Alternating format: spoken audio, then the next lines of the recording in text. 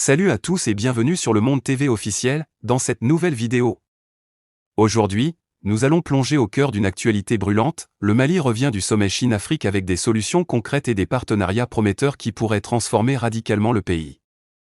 Le président Assimi Goïta a révélé une série d'accords incroyablement avantageux pour le Mali, notamment un financement massif de la Chine, sans aucune condition. C'est un tournant stratégique qui touche plusieurs secteurs clés comme la défense, l'énergie, le numérique, et bien d'autres points. Mais concrètement, que signifie ce partenariat pour le Mali? Comment ces accords vont-ils impacter le quotidien des Maliens? Restez avec nous jusqu'à la fin pour découvrir les détails fascinants de ces accords et surtout comment ils pourraient booster l'économie malienne et renforcer sa position sur la scène internationale. Lors du dernier sommet Chine-Afrique, le Mali a franchi une étape décisive en élevant ses relations avec la Chine à un partenariat stratégique. Cette coopération, qui dure depuis plus de 60 ans, s'est intensifiée dans des secteurs essentiels tels que la défense, l'éducation, l'agriculture et l'énergie.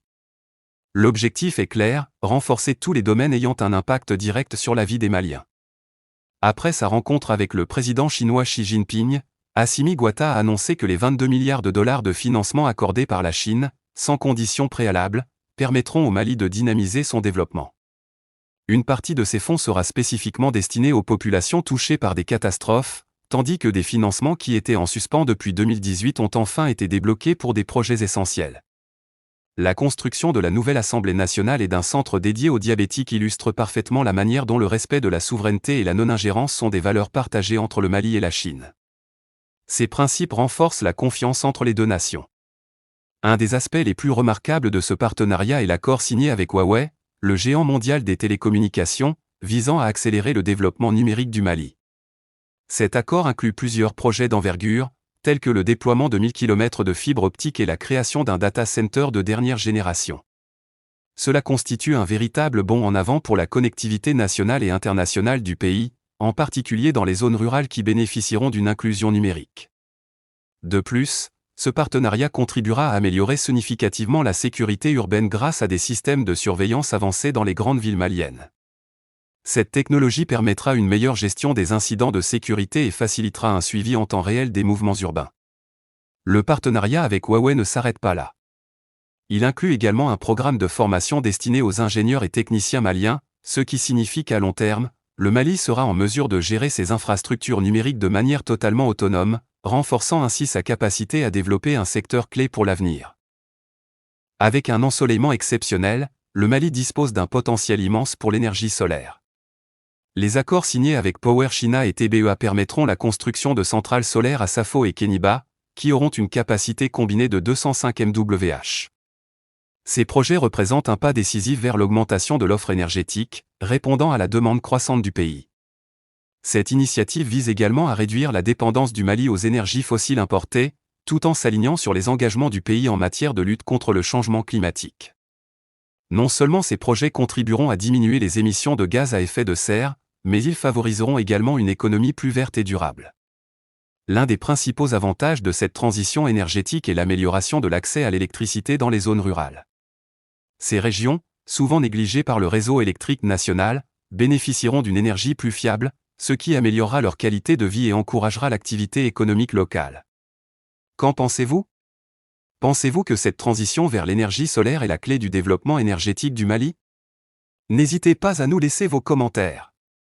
La sécurité nationale est au cœur de la coopération entre le Mali et la Chine. Le partenariat avec Norinco, une entreprise chinoise spécialisée dans l'équipement militaire, permettra de moderniser les capacités de défense du Mali.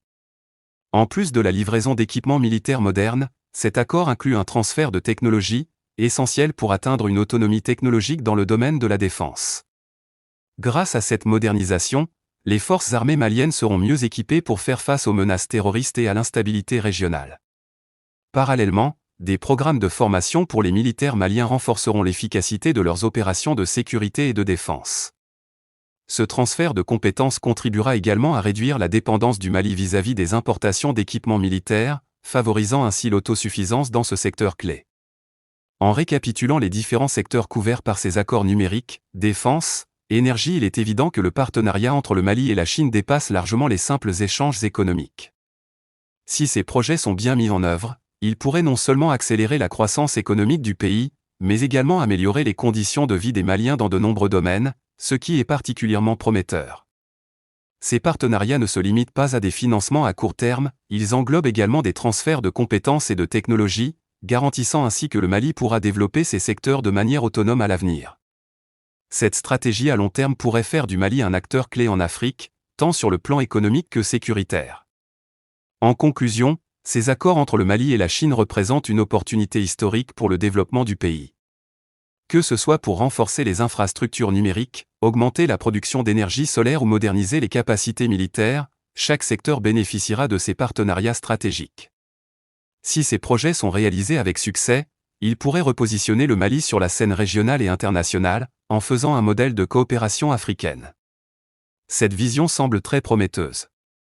Le Mali a beaucoup à gagner en investissant dans ces partenariats à long terme, tout en s'équipant des moyens nécessaires pour devenir plus autonome et résilient.